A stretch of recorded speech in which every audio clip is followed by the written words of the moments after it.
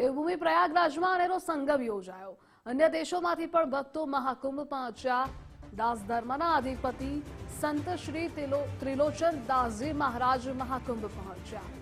સંત શ્રી ત્રિલોચન દાસજી મહારાજનું મહત્વનું નિવેદન, મહાકુંભમાં આવવું એક સૌભાગ્યની વાત છે। ખૂણે ખૂણેથી ભક્તો પવિત્ર સ્નાન માટે આવી રહ્યા છે। સનાતન ધર્મ, હિન્દુ સંગઠન અને એકતા માટે આવા મેળાવડા જરૂરી છે। મહાકુંભમાં કોઈ જાતિવાદ જોવા નથી મળતો તે ખૂબ સારી બાબત છે। મહાકુંભમાં સનાતન ધર્મની એકતાના દર્શન થઈ રહ્યા છે। સનાતન અને હિન્દુ ધર્મ માટે કેટલાક તત્વો ખોટી અફવા ફેલાવે છે। આવા તત્વોને જવાબ આપવા એકતા જાળવી રાખવી જોઈએ।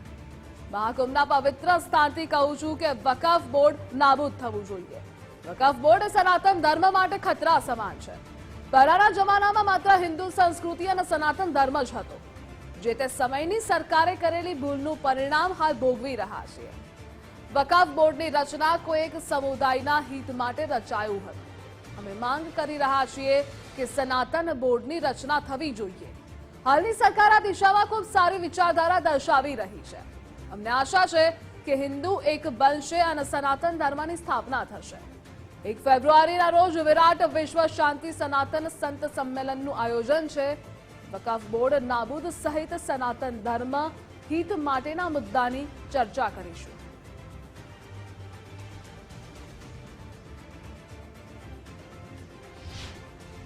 દેવનગરી પ્રયાગરાજની અંદર મહાકુંભ મેળાનું આયોજન થયું છે, ત્યારે અનેક સાધુ સંતો જે છે અહીંયા ઉપસ્થિત થઈ રહ્યા છે અને ખાસ જે છે લોકો તેમના આશીર્વાદ પણ મેળવી રહ્યા છે। એવી જ રીતે આજ ખાસ આપણી સાથે દાસ ધર્મ संप्रदाय છે એમના महंत से એમની સાથે વાત કરીશું।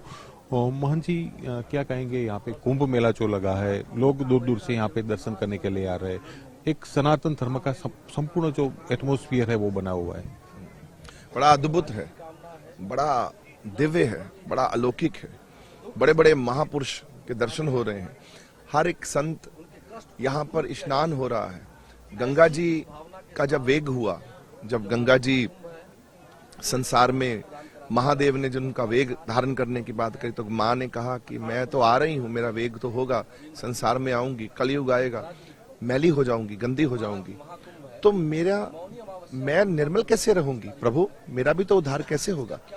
तो महादेव ने कहा कि गंगा, जो भजनानंदी होंगे, जो महाभागवती होंगे, जो साधु नाम जपते हुए डुबकी लेगा तो मुझसे निर्मल होंगे।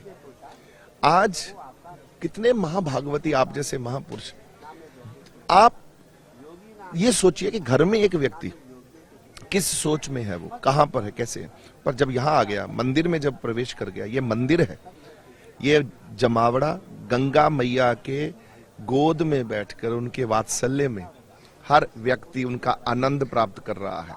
जमुना जी, सरस्वती मैया, तीनों का संगम का आनंद ले रहा है। वात्सल्य में हम लोग बैठे हैं। आप एक एक आदमी के चेहरे पर तेज तप और रौनक, खुशी और आनंद, परम आनंद की अनुभूति आप देखिए कैसे है। आप खुद को देखिए, आप लोग थक नहीं रहे।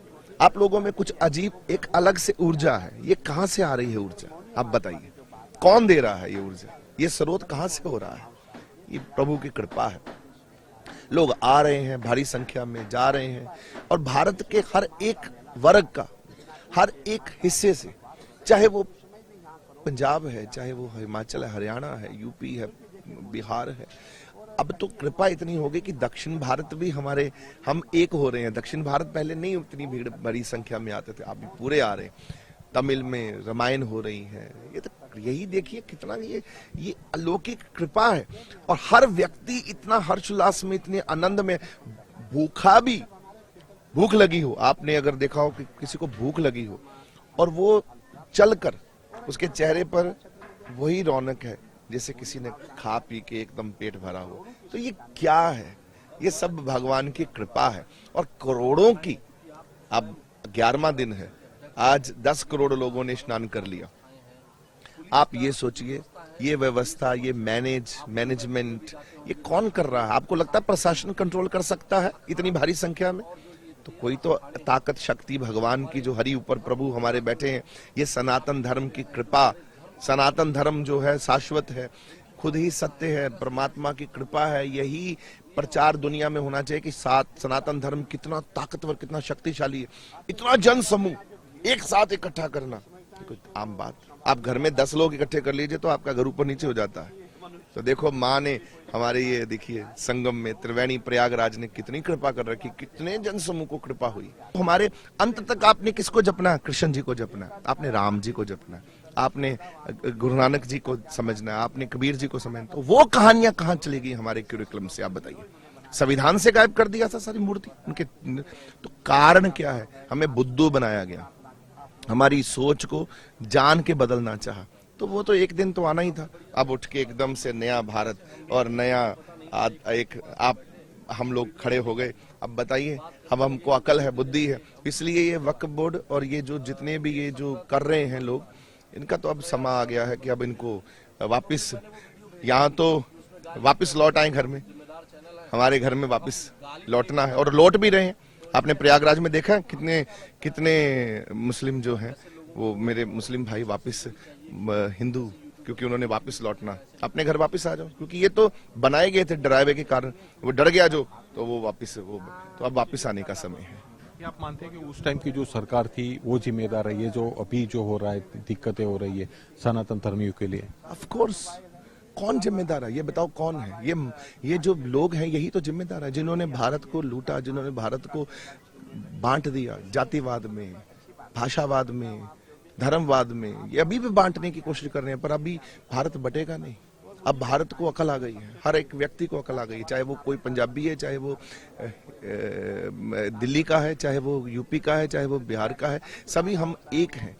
તો આ દાસ ધર્મના અધિપતિ કે જેઓ જણાવી રહ્યા છે કે ખાસ જે છે સનાતન ધર્મના પ્રચાર માટે અને ખાસ જે છે સમગ્ર વિશ્વના જે કહી શકાય કે જે સંતો જે છે એક મંચ ઉપર આવશે અને જે સંમેલન અંદર વકફ બોર્ડ નાબૂદ સાથેના અનેક મુદ્દાઓ જે છે સનાતન ધર્મના જે મુદ્દાઓ જે છે એનો સમાવેશ કરવામાં આવશે અને કહી શકાય કે સમગ્ર ભારતમાંથી આ પ્રકારના સંતોનું સંમેલન જે છે યોજવામાં આવશે અને મહંતશ્રીનું એવું પણ કહેવું છે કે વકફ બોર્ડ જે છે સદંતર નાબૂદ થવું જોઈએ। कैमरामैन अंकित दवे साथे मुकेश जोशी, गुजरात फर्स्ट, प्रयागराज।